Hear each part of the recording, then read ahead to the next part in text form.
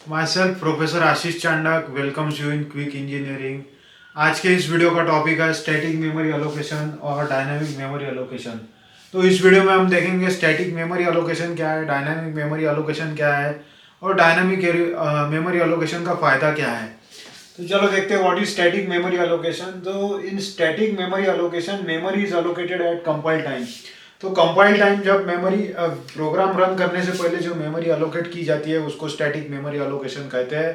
और एक बार वो मेमोरी एलोकेट हो गई तो आप उसको चेंज नहीं कर सकते। तो बेस्ट एग्जांपल है एरे। एरे में अगर आपने मेमोरी एलोकेट कर दी तो उसको आप चेंज नहीं कर सकते।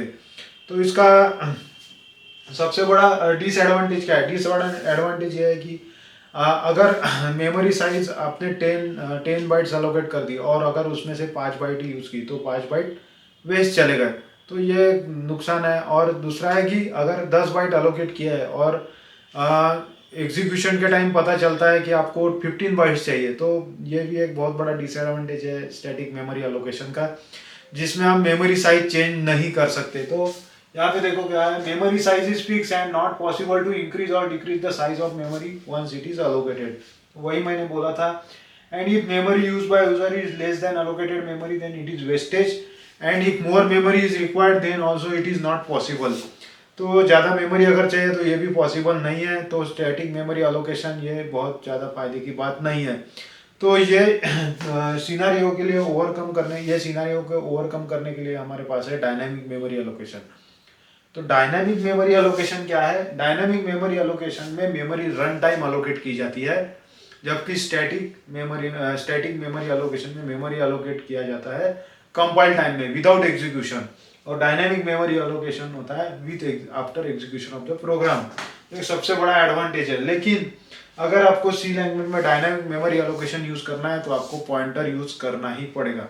Without pointer dynamic memory allocation use नहीं कर सकते। तो ये एक लेआउट है सी प्रोग्राम का। इसमें से बहुत सारे सेगमेंट्स दिए हैं।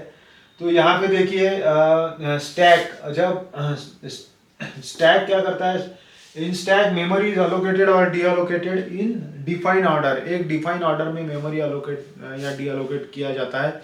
लेकिन अगर आपको डायनामिक मेमोरी एलोकेशन यूज करना है तो उसके लिए यूज होता है हीप। तो हीप में memory is allocated and deallocated in any order. So ये बहुत बड़ा एडवांटेज है हीप का।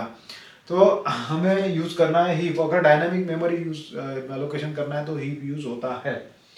सो डायनामिक मेमोरी एलोकेशन पॉसिबल है सिर्फ पॉइंटर्स से।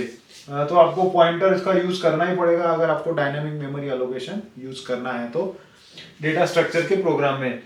तो देखते हैं बहुत सारे फंक्शन एसोसिएटेड है डायनामिक मेमोरी एलोकेशन के लिए। Malloc, calloc, free and रियलॉक।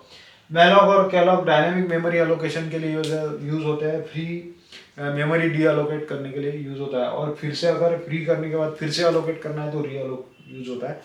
तो आने वाली वीडियो में हम देखेंगे ये 4 फंक्शंस का यूज। तो इस वीडियो के लिए इतना ही। अगर आपको वीडियो पसंद आया तो लाइक, शेयर और सब्सक्राइब जरूर कर दीजिए। Thank you.